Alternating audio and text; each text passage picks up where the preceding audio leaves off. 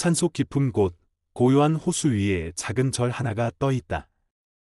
사계절의 변화 속에서도 그 자리를 지키는 이곳에는 노승 한 명과 어린 제자가 함께 살아가고 있다. 자연의 품 안에서 시작되는 이야기는 시간의 흐름을 따라 한 인간의 삶을 계절처럼 풀어낸다. 그리고 그 안에는 고요한 듯하지만 깊은 파문을 일으키는 깨달음이 숨어 있다. 처음은 봄이다. 연두빛 잎사귀가 피어나는 그 계절, 어린 제자는 호수 위를 뛰어다니며 노승의 가르침을 받으며 자란다. 그는 순수하고 천진난만하며 자연과 어우러져 하루하루를 살아간다. 그러나 그 안에도 인간 본성의 씨앗은 자라난다. 어느 날, 그는 작은 생명체들을 괴롭힌다. 개구리와 물고기, 뱀의 몸에 돌을 묶어 장난처럼 풀어놓는다. 이를 알게 된 노승은 제자의 등에 무거운 돌을 지우고 그 생명들을 찾아가 다시 자유롭게 하라고 명한다. 아이는 울면서 깨닫는다. 생명에 대한 장난은 곧 고통이었고 그 무게는 결국 자신에게 돌아온다는 것을. 여름이 된다. 자연은 무르익고 제자는 청년이 되어 있다. 어느 날 산사에 병든 젊은 여인이 찾아온다. 그녀는 도시에서 지친 몸을 치유하고자 어머니와 함께 이곳을 찾았다. 제자는 처음으로 여자라는 존재에 눈을 뜨고 그녀를 통해 사랑과 욕망을 배운다. 그들의 관계는 단지 육체적인 것이 아니라 존재 자체를 뒤흔드는 감정의 진동이었다. 노승은 이를 지켜보며 말한다. 욕정은 애착을 낳고 애착은 갈등을 낳는다고. 그러나 이미 사랑에 빠진 제자는 여인을 따라 절을 떠난다. 여름은 그렇게 타오르는 열기 속에 끝나간다. 가을이 찾아온다. 산사의 풍경은 차분하지만 제자는 어둠을 안고 돌아온다. 그는 여인을 잃고 삶에서 방황한 끝에 분노와 절망을 품은 채 다시 절을 찾는다.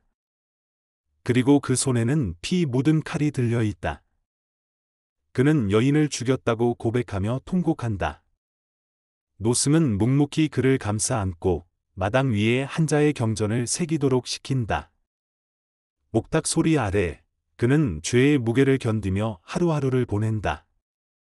멀리서 경찰들이 찾아오고 노승은 조용히 그들에게 제자를 인도한다. 가을은 인간이 자신을 돌아보는 계절이다. 그리고 그것은 고통을 동반한 참회의 시간이다. 겨울이다. 산은 하얗게 덮이고 절은 더욱 고요해진다.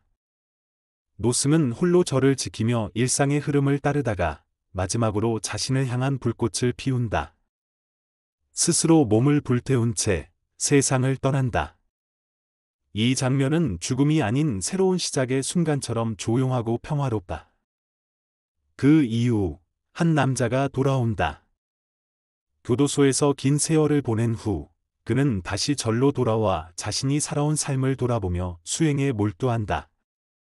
그리고 한 아이를 데려온 여인이 나타난다. 말없이 아이를 두고 떠나고 남자는 그 아이를 안고 다시 제자의 길을 시작한다. 아이는 마치 옛날의 그 자신처럼 호수 위를 뛰어다닌다. 마지막은 다시 봄이다. 자연은 또다시 순환하고 절은 변함없이 그 자리를 지킨다. 계절은 돌고 돌며 인간의 삶 역시 그 속에서 피어나고 사라진다. 어릴 적 그 아이가 자라 청년이 되었고 사랑에 빠졌으며 죄를 짓고 후회했으며 다시 깨달음으로 돌아왔다. 그리고 또 다른 아이가 그 길을 따라간다. 영화는 시간과 인간, 자연과 윤회에 대해 묻는다. 봄에서 봄으로 이어지는 그 순환 속에서 삶은 마치 한편의 불교 경전처럼 펼쳐진다. 봄, 여름, 가을, 겨울 그리고 봄은 이야기라기보다 삶의 한 단면을 펼쳐놓은 듯한 영화다. 말보다는 침묵으로, 사건보다는 감정으로, 설명보다는 깨달음으로 다가오는 이 영화는 관객의 마음에 오래도록 잔잔한 파문을 남긴다. 호수 위에 떠있는 작은 절, 그 위로 사계절이 흐른다. 봄이 오면 풀은 돋고 여름이 오면 물결은 뜨거워진다. 가을은 낙엽을 떨구고 겨울은 모든 것을 덮어버린다. 그리고 그 모든 변화의 한가운데 한 남자의 인생이 놓인다. 김기덕 감독의 봄, 여름, 가을, 겨울 그리고 봄은 한 인간의 생애를 자연의 순환 속에서 조용히 되짚어가는 명상 같은 작품이다. 이 영화는 한 사람의 성장, 욕망, 파괴, 고통, 참회, 그리고 깨달음까지를 사계절의 흐름으로 은유한다. 이야기에는 뚜렷한 사건도 없고 다이내믹한 전개도 없다. 그러나 이 영화가 전하는 감정은 그 어떤 격한 드라마보다 깊고 뭉클하다. 왜냐하면 이 영화가 보여주는 건 사람 그 자체이기 때문이다. 말보다 행동이 많고 설명보다 여운이 진하며 카메라의 움직임보다 자연의 소리가 중심에 있다.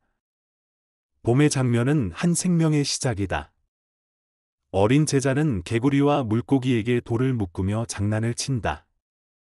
그 행위는 아이에겐 호기심이고 놀이였지만 노승에게는 그 아이가 지닌 잔혹성의 시작이었다. 노승은 아이에게 같은 돌을 지워 돌려보낸다. 생명을 구하게 하고 무게를 느끼게 한다. 그것은 벌이 아니라 가르침이다. 이 영화에서 벌은 분노에서 나오지 않는다. 그것은 자비에서 출발한다. 모든 고통은 스스로에게 돌아온다는 것을 어릴 때부터 배우게 하는 그 장면은 이 영화 전체의 철학을 암시한다. 여름은 성장과 욕망의 계절이다. 청년이 된 제자는 산사를 찾은 한 여인과 사랑에 빠진다. 그 사랑은 불처럼 번지고 두 사람은 밤마다 미래를 나눈다. 사랑은 인간에게 가장 깊은 감정을 불러오지만 동시에 가장 큰 애착을 낳는다. 노승은 말한다.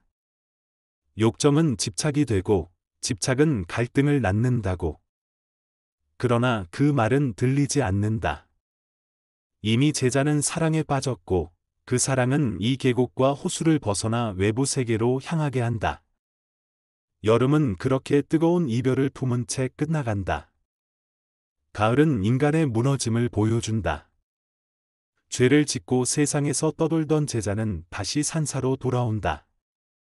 그는 피를 묻힌 채 분노와 자책, 절망을 안고 돌아온다. 그 손에는 무서운 도구가 들려 있고 그의 눈은 타버린 듯하다. 그는 사랑했던 여인을 살해했다고 고백한다. 죄의식은 그를 완전히 망가뜨린다. 노승은 그런 그에게 손가락을 피우지 않는다. 대신 바닥에 경전을 새기게 한다. 하루하루 목탁 소리 아래에서 그는 경전 하나하나를 돌에 새기며 자신의 죄를 되새긴다. 참회는 고통 없이는 오지 않는다. 그러나 그 고통은 어떤 형벌보다도 강하다. 겨울은 고요함과 죽음을 상징한다. 모든 것이 멈춘 듯하지만 그 안에서는 또 다른 변화가 시작되고 있다.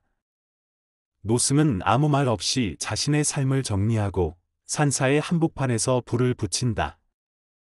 그의 마지막은 말이 없다. 그러나 그 침묵은 울림이 된다. 그는 불 속에서 사라지고 새로운 계절을 준비한다. 그리고 오랜 시간이 흘러 제자가 다시 돌아온다. 이제 그는 수많은 시간을 지나 한 인간으로서 다시 출발하려 한다. 그는 눈 덮인 호수 위에서 무거운 돌을 지고 올라가며 고행의 길을 걷는다.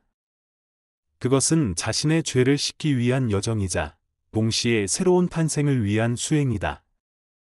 그리고 다시 봄이 온다. 새로운 생명이 산사를 찾는다. 과거의 제자처럼 작은 아이가 나타나고 이제는 그가 그 아이를 바라본다.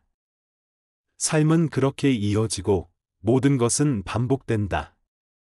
봄, 여름, 가을, 겨울 그리고 봄은 인생이란 결국 하나의 윤회라는 것을 조용히 속삭인다. 인간은 태어나고 사랑하고 고통받고 참회하고 다시 태어난다. 그 모든 흐름은 자연처럼 계절처럼 흘러간다. 김기덕 감독은 이 영화에서 인간의 내면을 극단적으로 드러내기보다는 아주 깊숙한 곳에 두고 관객 스스로 그것을 발견하게 만든다. 인물들은 말이 거의 없다. 대사